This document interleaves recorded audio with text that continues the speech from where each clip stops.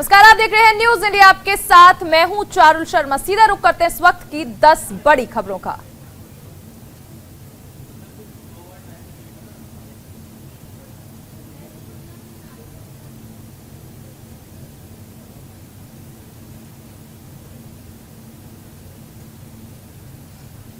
तो 10 बड़ी खबरों के बाद अब आपको बता दें कि क्या है आज की और इस वक्त की सबसे बड़ी खबर।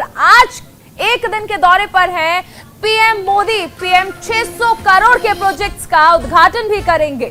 गोवा मुक्ति दिवस समारोह में भी शामिल होंगे पीएम मोदी। इस वक्त की बड़ी खबर, आज एक दिवसीय दौरे पर हैं प्रधानमंत्री नरेंद्र मोदी, जो कि गोवा जा रहे हैं। और सबसे अहम चीज, गोवा के लिए 2022 के जो विधानसभा चुनाव होने हैं, उससे पहले पीएम मोदी की ये पहली गोवा यात्रा है। पुर्तगाली शासन से मुक्त हुए 60 साल हो चुके हैं गोवा को, और गोवा लिबरेशन डे है आज।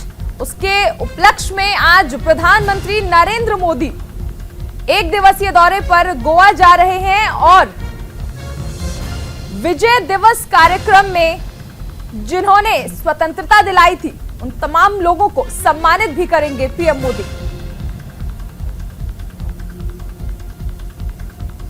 हमारे साथ सहयोगी अर्चना सिंह भी जुड़ गई हैं। अर्चना, 2022 के चुनाव से पहले पहली बार पीएम मोदी वहां पर पहुंच रहे हैं और सबसे अहम चीज है कि दिन देखिए, आप गोवा लिबरेशन डे के दिन पीएम मोदी जा रहे हैं। बिल्कुल चारुल, सही कहा आपने। गोवा मुक्ति दिवस से आज 19 दिसंबर 1960 को गोवा मुक्त हुआ था पुर्तगाली शासन से। इसके 60 साल हो चुके हैं और आज प्रधानमंत्री यहां पहुंच रहे हैं। लेकिन प्रधानमंत्री का यहां पे पहुंचना कई मायनों में बेहद महत्वपूर्ण है। आज प्रधानमंत्री यहां 600 करोड़ की परियोजनाओं का शिलान्यास और लोकार्पण करेंगे। अगौड़ा जेल के संग्रहालय का भी वो उद्घाटन करेंगे। इसके अलावा तमाम परियोजनाएं हैं जिनका वो उद्घाटन और शिलान्यास यहाँ पे करने वाले हैं। लेकिन प्रधानमंत्री का ये दौरा बेहद अहम है। आगामी चुनावों को देखते हुए, विधानसभा चुनाव जो गोवा में होने वाले उसको देखते हुए बेहद अहम है, क्योंकि यहाँ पर अब बीजेपी के लिए चुनौती बढ़ रही है। क्योंकि ममता बनर्जी भी गोवा आ रही हैं, बार बार उन्होंने गोवा में बीजेपी को चुनौती दी है। साथ ही साथ यहाँ पर आम आदमी पार्टी के अरविंद केजरीवाल भी आ रहे हैं, यानी आम आदमी पार्टी भी गोवा में दस्तक देने की कोशिश कर रही है। उसे भी दिख रहा है कि यहाँ पर संभावनाएं हैं और उसकी पार्टी के लिए जगह बन सकती है।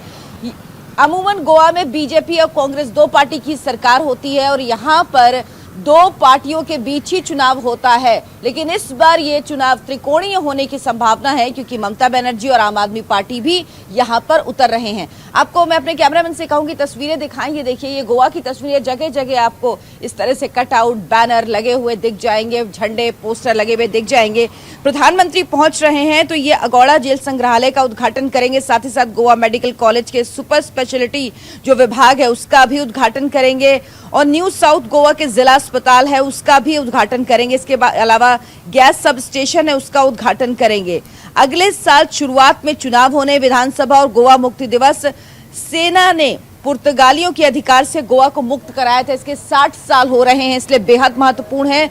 साथ ही साथ 1946 में 18 जून 1946 को यहाँ पर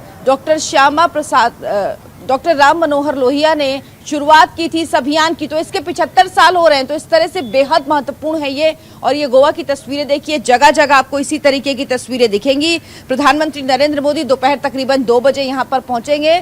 डॉक्टर श्यामा प्रसाद मुखर्जी स्टेडियम में पूरा कार्यक्रम होगा, जिसमें जो स्वतंत्रता संग्राम से जुड़े लोग हैं उनको सम्मानित किया जाएगा। ये जो पूरा अभियान था, जब पुर्तगालियों से गोवा को आजाद कराया गया, बेहद महत्वपूर्ण था, क्योंकि ये ब्लडलेस समर्पण था, इसलिए बेहद महत्वपूर्ण है। इससे जुड़े जितने भी लोग हैं प्रधानमंत्री उनको सम्मानित करेंगे। यहाँ पर प्रधानमंत्री मौजूद होंगे। अभी 2 अक्टूबर में जब प्रधानमंत्री ने वीडियो कॉन्फ्रेंसिंग के जरिए गोवा के लोगों को संबोधित किया था, तो उन्होंने कहा था गोवा पुनर्निर्माण की धरती है। गोवा एक ऐसी जगह है जहाँ पर हर परियोजना बहुत बेहतर ढंग से चलती है।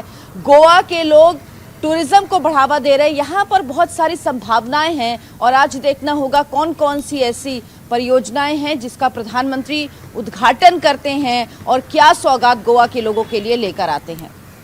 अर्चना, जब हम बात कर रहे हैं चुनौतियों की, तो जिस तरह आपने भी बताया कि टीएमसी भी जड़ें मजबूत करने की कोशिश कर रही है, आम आदमी पार्टी भी वहां पर दांव चलना चाह रही है। ऐसे में गोवा फॉरवर्ड पार्टी, जो कि अब से पहले बीजेपी की सहयोगी रही है, हालांकि 2019 में समर्थन वापस ले लिया था, अब वो कांग्रेस के साथ मिल गई है, तो लगता है कि कुछ चुनौतियां यहां पर बीजेपी के लिए बढ़ सकती हैं। बिल्कुल बिल्कुल सही कह रही चारुलाल की बीजेपी के लिए अब चुनौतियां ज्यादा बढ़ सकती हैं, क्योंकि उसके सहयोगी अब कांग्रेस के साथ गए। इससे कांग्रेस का पक्ष मजबूत हो रहा है और ये दल बदल यहाँ पर गोवा में बहुत चलता रहता है। बीजेपी के लोग कांग्रेस में, कांग्रेस के लोग बीजेपी में, और फॉरवर्ड पार्टी जो पहले बीजेपी के साथ थी अब वो कांग्रेस के साथ आ गई। कांग्रेस इसको अपने लिए स्ट्रांग पॉइंट मान रही है।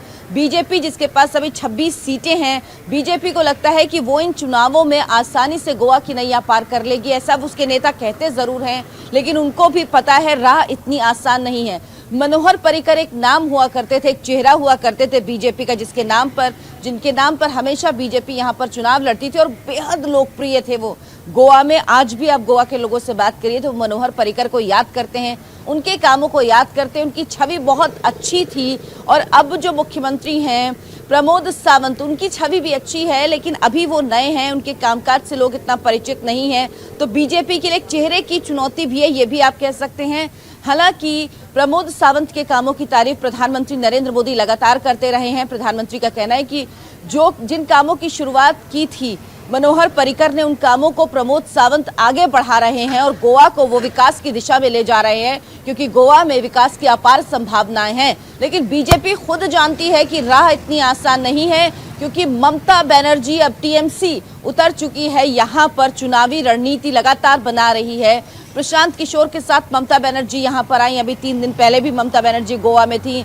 यानी अब पश्चिम बंगाल के बाद ममता बनर्जी की नजर गोवा में है और वो गोवा के चुनावों में अपनी पकड़ बनाना चाहती हैं। हालांकि धरातल पर ये कितना होगा ये तो देखने वाली बात होगी। दूसरी तरफ आम आदमी पार्टी भी चुनौती बन रही है बीजेपी के लिए, क्योंकि वोट कुछ जरूर जाएंगे। हालांकि जानकारों का मानना है कि इसमें ज्यादा वोट वो होंगे जो कांग्रेस के वोट हैं, लेकिन इसके बावजूद भी बीजेपी कोई कोर कसर नहीं छोड़ना चाहती और प्रधानमंत्री के इस दौरे को इससे जोड़कर भी देखा जा सकता है।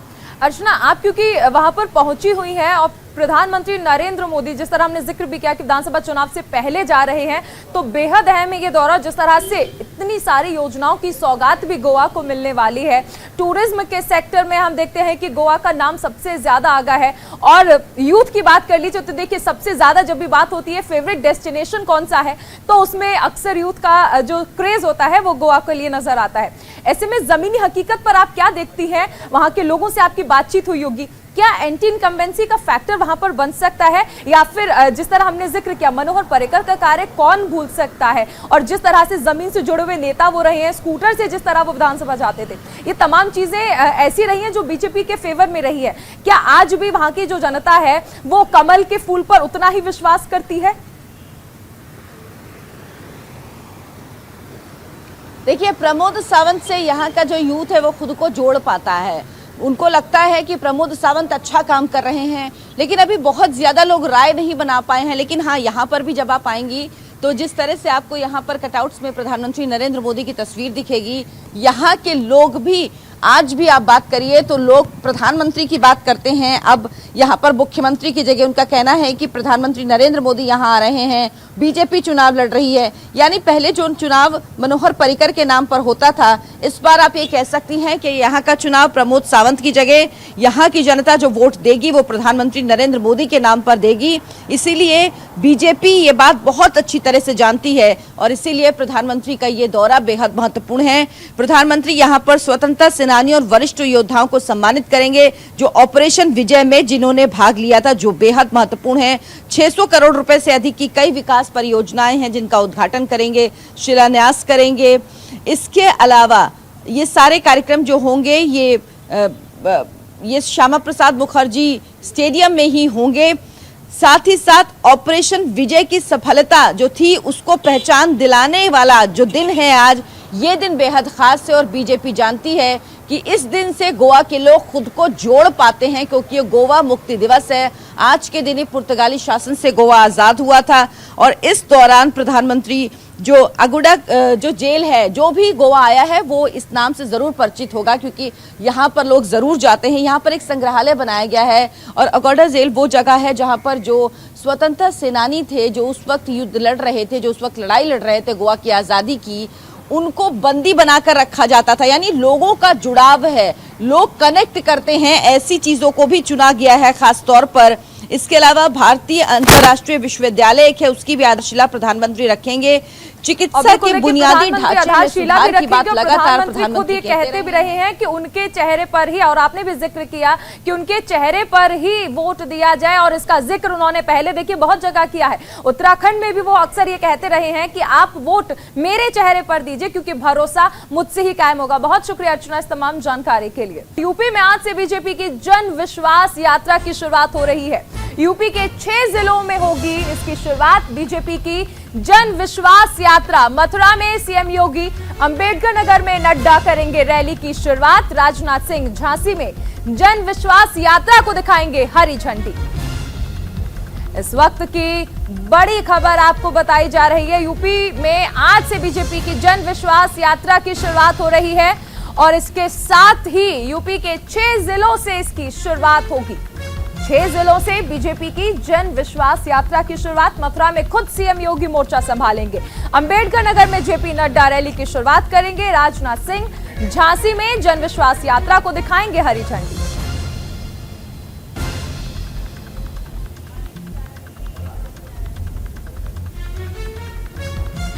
इस वक्त की बड़ी खबर आपको बताई जा रही है। चुनाव से पहले अमूमन हर पार्टी रैलियां कर रही है और ऐसे में बीजेपी ने मिशन यूपी को साधने के लिए जन विश्वास यात्रा की शुरुआत की है। सीधा रुख करें इस वक्त की बड़ी खबर का। श्रीनगर में सुरक्षा बलों को बड़ी कामयाबी मिली है। एनकाउंटर में लश्कर का आतंकी ढेर हो गया है। तो इस वक्त की बड़ी खबर आपको बताई जा रही है जो कि श्रीनगर से आई है। श्रीनगर में सुरक्षा बलों को बड़ी कामयाबी मिली है और लश्कर का आतंकी ढेर हो गया है। घाटी में अब कोई भी दहशतगर्द